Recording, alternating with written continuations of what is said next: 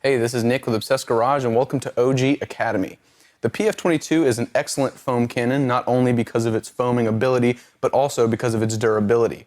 If you're planning on keeping one of these for a long time, eventually you're going to want to rebuild the internals using one of our foam cannon rebuild kits.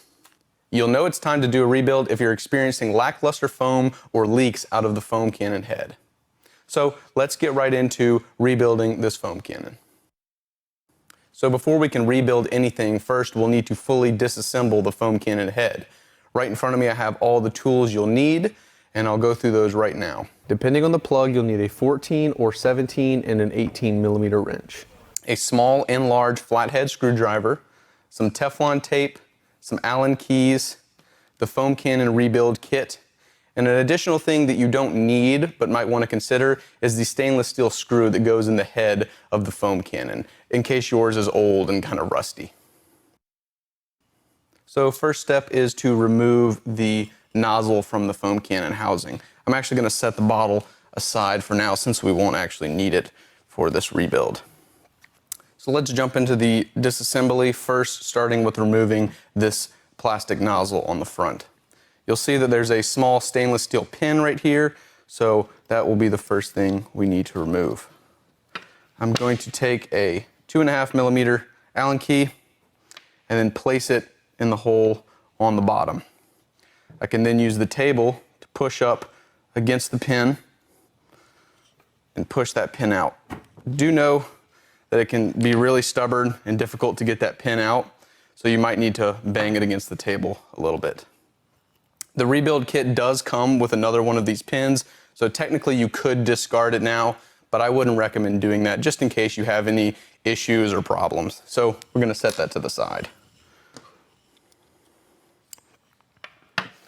From here, we can pull off the plastic head. It should just come off, and then we can remove our plastic piece with our black O-ring. Again, set that to the side. With the nozzle removed, we can see the first O-ring we'll have to remove from the foam cannon housing, and to do that, I'll just use my small flathead screwdriver. If you had a pick tool, that would work as well, but I'm just using a flathead for simplicity. So we'll pull that off, and then we'll set it off to the side. With that removed, we can turn our attention to the nozzle again to fully disassemble this. We are going to take a 2.5 or a 3 millimeter Allen key, and we actually need to put it in the top. There's a small hole you can see, and we're just going to push the agitator out of the bottom. There we go. So we'll set that to the side, set our Allen key to the side again, and we'll remove this black tip from the gray part as well. So just pull up slightly on these little latches on the side, while putting a little bit of forward pressure on the nozzle itself, and it should slide right off. With the black part removed, we'll take that 3 millimeter Allen key again, and you'll see there's a small brass piece inside of this gray piece. And we're going to use our Allen key and push it out the bottom. Again, this one might be a little stubborn as well. There we go. You may have to fish it out slightly. There we go. You can see that it falls out, and we have another O-ring right there. Again, I'll just use my small flathead to pry that out.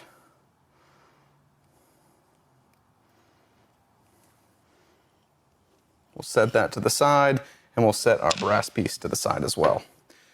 Now the nozzle head is fully disassembled, and we can put this away until the reassembly part. So with the nozzle all done, we can turn our attention to the actual foam cannon housing itself. First thing I'm going to do is just remove the pickup tube so it's not in our way.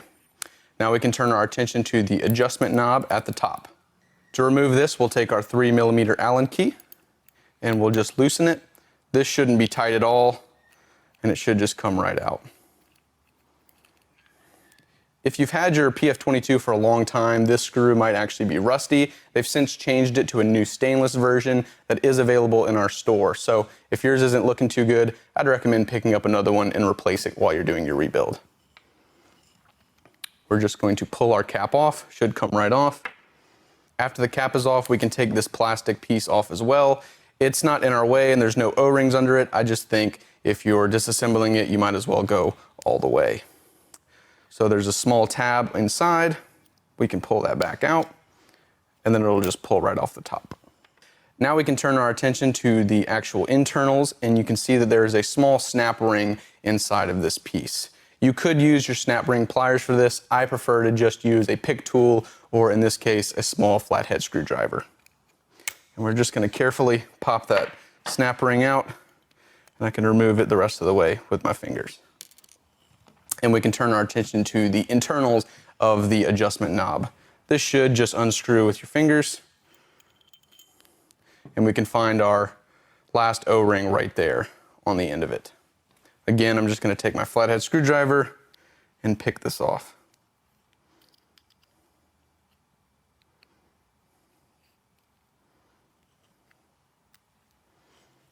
There are no more O-rings inside of the foam cannon housing itself, and the only thing left to remove is the plug on the end.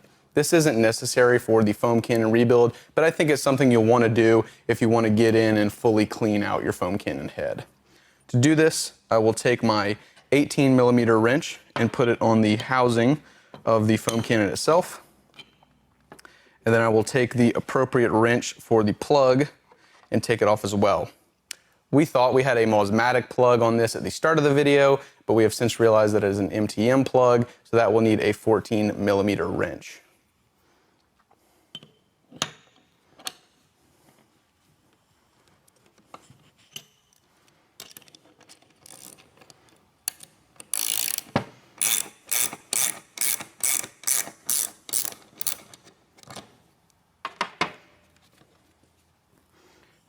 And now our foam cannon is totally disassembled to its bare housing. So let's open up our rebuild kit and we'll get into putting this foam cannon back together. So you can see what's included in this rebuild kit is that pin that I mentioned earlier, a brand new agitator, 2 large O-rings, 1 medium-sized O-ring, and 1 small O-ring. And if you look at our pile over here, you can see that our O-rings and our pins all match up. So let's start working in reverse. I'll start with my adjuster knob, and we will use the smallest O-ring and put it over the top. It might be useful to use something like a screwdriver just to get it started on there. And then we can reinstall this back into the foam cannon housing. It should just bottom out there. So let's grab our snap ring and reinstall it into here. This is the most finicky part of the entire build, and it's a part that I personally have a lot of trouble with. Some people can get the snap ring in really easy. Some people it takes a long time. So I'll place one side into the groove, and I'll even use a flathead to nudge it in there.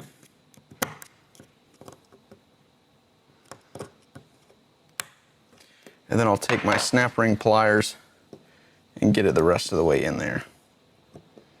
Once the snap ring is in, we can start assembling the actual adjuster knob on top. So first, I'll take my gray collar and place it over the top, and then I'll push the small tab in just with my fingernail on the side. We'll then take the adjuster knob itself, put it right over top, should just slide on, and then we can take our stainless steel screw and a 3mm Allen key and screw it back on.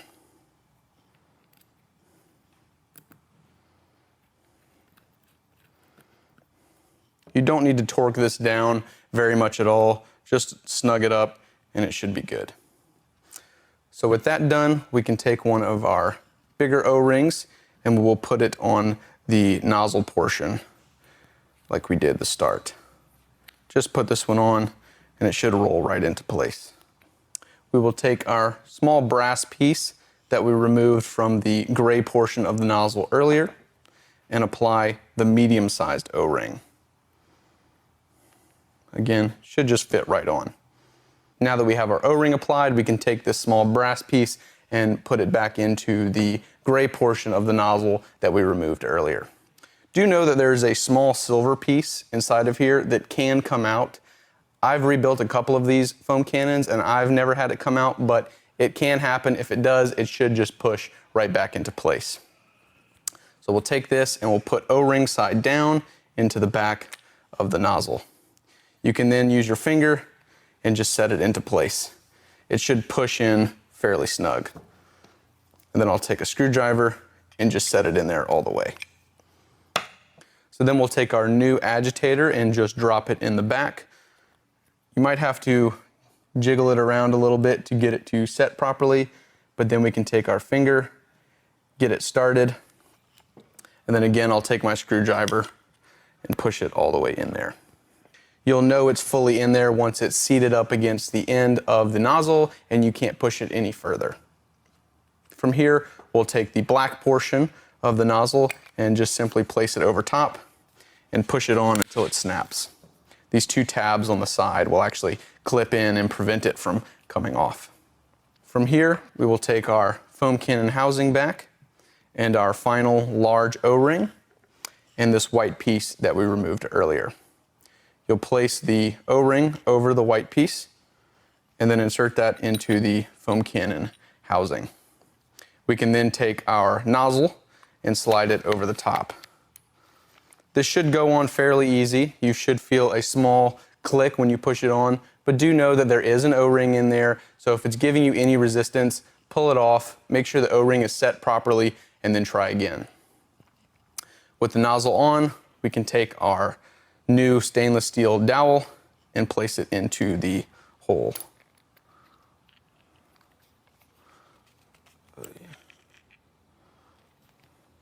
You should be able to just push this in with your finger, but at the very end, it might make sense to take out a wrench or a hammer or something and tap it in.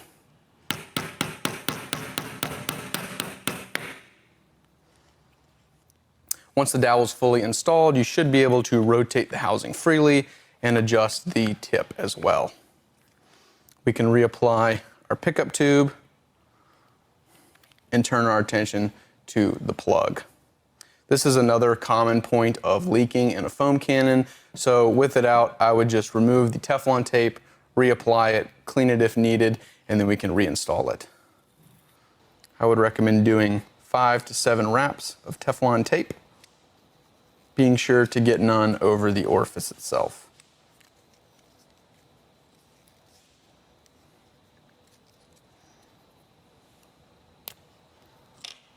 There we go. And we can simply screw this into the back of the foam cannon. I'll take my 18mm wrench, put it on the housing, then I'll take my 14mm wrench and tighten it the rest of the way down. If you had a vise, you could do it in there as well. It might even be slightly easier, but you will not want to clamp the vise on the actual thread parts, as this can crush very easily. And there we go. That is the full disassembly and rebuild of the PF22.2 foam cannon. I went over the entire kit in this video, but do know that if you can pinpoint the problem, you don't have to do the full rebuild every single time. Although they are sold in a kit, so I would recommend doing it anyway if you're going to buy the kit. Doing a rebuild like this can ensure your PF22 lasts for years and years to come. As always, everything we talked about in this video is available on our website, and I'll also link it down in the description. If you have any questions, feel free to let us know down in the comments or reach out to us directly at support@obsessgarage.com.